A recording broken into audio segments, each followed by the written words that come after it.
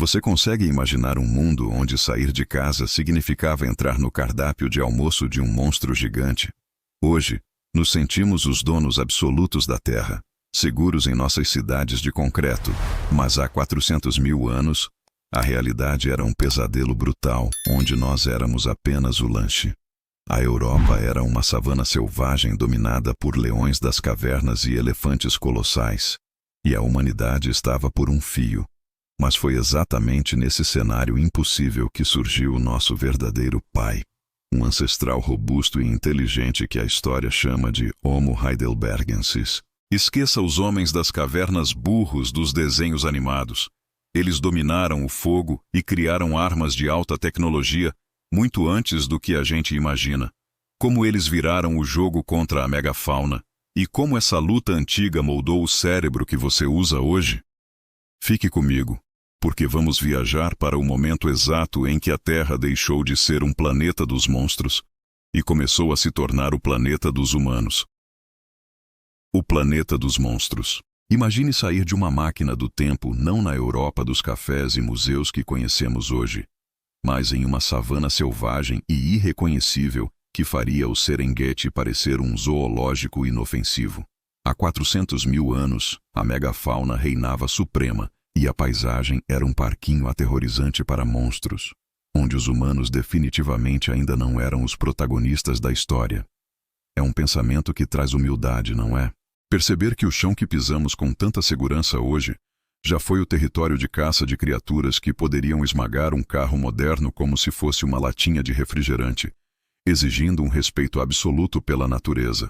Não estamos falando de animais fofinhos de desenho animado.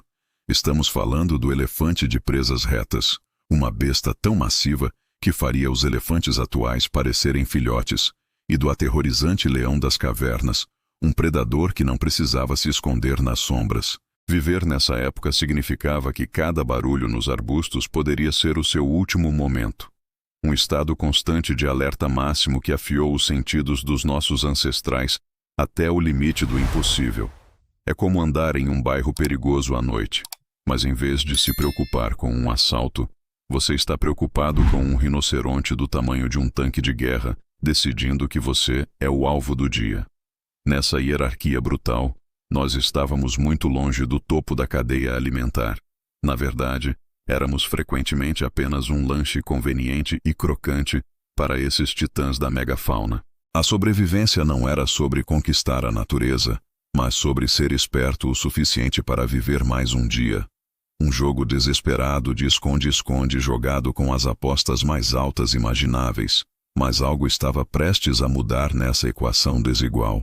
Uma mudança sutil no equilíbrio de poder que começou com a entrada de um novo jogador no campo.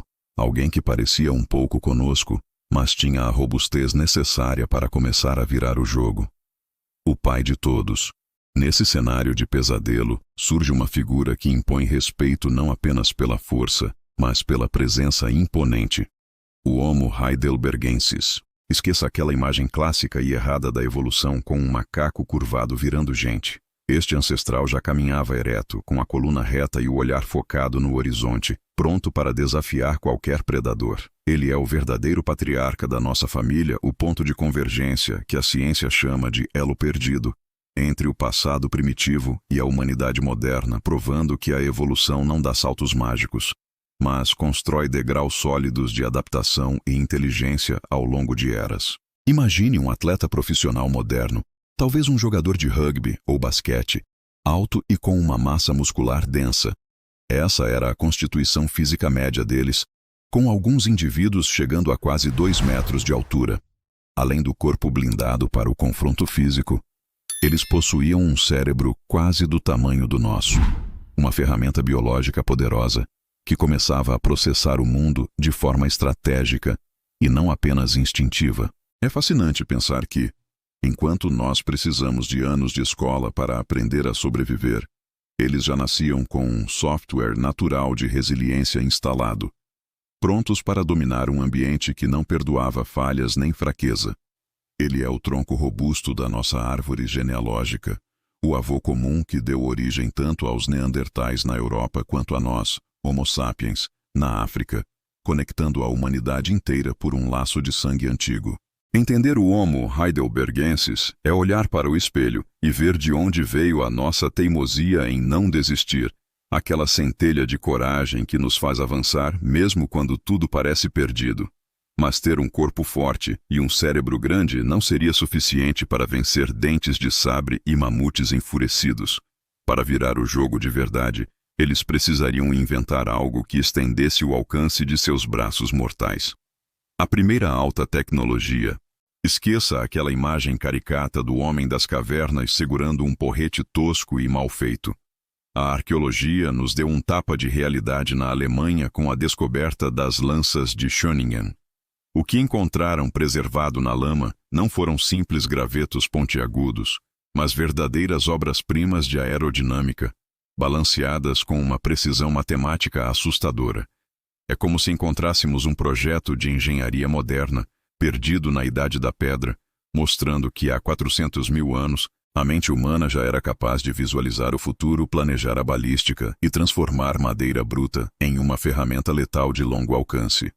Para você entender o nível de sofisticação, especialistas compararam essas armas antigas com os dardos usados por atletas olímpicos hoje e ficaram chocados ao perceber que o centro de gravidade era idêntico.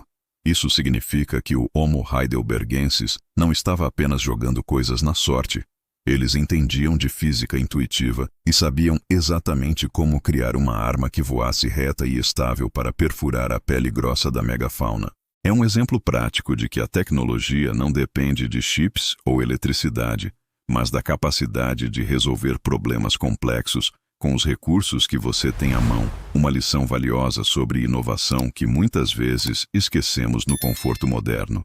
Essa invenção mudou tudo, pois permitiu que nossos ancestrais atacassem à distância, reduzindo o risco de serem pisoteados ou devorados no combate corpo a corpo. Foi o momento em que deixamos de ser presas defensivas para nos tornarmos caçadores estratégicos, usando a inteligência para superar a força bruta dos animais. Mas ter uma arma poderosa e um cérebro capaz de projetá-la exigia uma quantidade absurda de energia metabólica, um combustível de alta octanagem que a carne crua sozinha não conseguia fornecer com eficiência, criando a necessidade urgente de dominar uma força da natureza que todos os outros animais temiam: o domínio do elemento proibido. Até aquele momento, a noite era um reino de terror absoluto onde os humanos se encolhiam no escuro, tremendo de frio e medo dos olhos brilhantes que cercavam o acampamento. Mas o Homo heidelbergensis fez o impensável. Ele pegou a força mais destrutiva da natureza, o fogo, e a transformou em um animal de estimação obediente, criando a primeira tecnologia de proteção que nenhuma garra ou dente poderia penetrar. Dominar o elemento proibido não foi apenas sobre se aquecer. Foi sobre conquistar o tempo, estendendo o dia noite adentro e criando um círculo sagrado de luz onde a invenção do fogo permitia que o homem finalmente relaxasse e dormisse sem ser devorado. Mas a verdadeira revolução aconteceu no estômago, não na fogueira. Quando eles perceberam que colocar a carne nas chamas transformava aquele alimento duro e fibroso em uma fonte de energia pura e de fácil digestão. Pense no seu corpo como um carro de alta performance. Tentar rodar com comida crua é como usar gasolina adulterada. O motor engasga e gasta muita energia só para funcionar, mas a comida cozida é o combustível aditivado que o cérebro precisava desesperadamente. Ao terceirizar a digestão para o fogo, o corpo economizou energia que antes ia para o intestino e a redirecionou para expandir a massa cinzenta, permitindo um salto cognitivo que nenhuma outra espécie no planeta conseguiu dar. Esse novo hábito criou algo ainda mais poderoso que a nutrição. A cultura da fogueira, o momento social onde o grupo se reunia para compartilhar calor, comida e, inevitavelmente, histórias e planos para o futuro.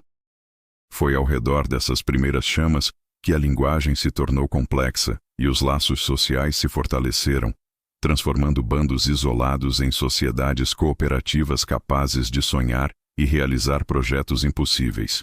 Com o cérebro turbinado e o domínio do ambiente garantido, essa população ancestral estava pronta para se expandir e conquistar o mundo. Mas o destino tinha planos diferentes que levariam a uma divisão familiar dramática. A grande separação. Como em toda grande saga familiar, chegou o momento em que os filhos precisaram sair de casa e seguir seus próprios caminhos, moldados pelas forças implacáveis da geografia. Grupos de Homo heidelbergensis começaram a se aventurar para longe, e o isolamento fez a natureza trabalhar sua mágica cruel e criativa. Aqueles que marcharam para o norte gelado da Europa desenvolveram corpos robustos para reter calor, tornando-se os poderosos neandertais. Já os que caminharam para o leste misterioso da Ásia se transformaram nos enigmáticos denisovanos. Enquanto isso, os que permaneceram no berço quente da África passaram por um refinamento diferente, tornando-se mais esguios e sociais, a semente do que viria a ser o Homo sapiens. Essa grande separação não foi um adeus trágico, mas uma estratégia brilhante de sobrevivência global, onde uma única espécie open source foi modificada para rodar em diferentes sistemas operacionais climáticos. É errado dizer que o Homo heidelbergensis simplesmente morreu ou foi extinto como os dinossauros. Na verdade, ele viveu uma transmutação biológica, dissolvendo-se lentamente para dar vida a novas formas de humanidade que herdaram sua força e inteligência. Eles são o alicerce invisível sobre o qual toda a nossa civilização foi construída. O software base que permitiu que nós, seus netos distantes, desenvolvêssemos a arte, a guerra e a capacidade de questionar as estrelas. Hoje, quando você se olha no espelho e vê traços de resiliência, ou sente aquela vontade inexplicável de explorar o desconhecido, saiba que isso não é por acaso. É um eco distante desse ancestral teimoso, vibrando no seu DNA. Eles não deixaram pirâmides ou cidades de ouro, mas deixaram algo muito mais duradouro. A própria humanidade, moldada no fogo e na luta contra monstros gigantes. Nós somos a prova viva de que eles venceram o jogo da evolução, e carregar esse legado significa entender que não somos donos da Terra, mas guardiões de uma chama antiga que foi acesa com muito esforço há 400 mil anos. Saber que descendemos de gigantes que domaram o fogo e enfrentaram leões com lanças de madeira muda a forma como encaramos nossos problemas modernos. Não muda? Você carrega no sangue a genética dos vencedores, daqueles que não desistiram quando o mundo inteiro tentava matá-los. A lição que o Homo heidelbergensis deixa para nós é que a zona de conforto é o lugar onde a evolução morre. Foi na dificuldade extrema, no frio e no perigo, que a humanidade encontrou sua grandeza.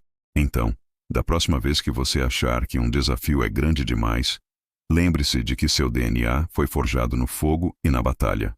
Você é mais forte do que imagina. Agora, eu quero lançar um desafio de imaginação para você aqui nos comentários. Sendo honesto consigo mesmo, se você fosse transportado agora para aquela terra selvagem de 400 mil anos atrás, sem internet e sem supermercado, você acha que sobreviveria usando seus instintos ou a vida moderna nos deixou moles demais? Digite sobreviveria ou sem chance e me conte o porquê. Vamos ver quem ainda tem a chama ancestral acesa.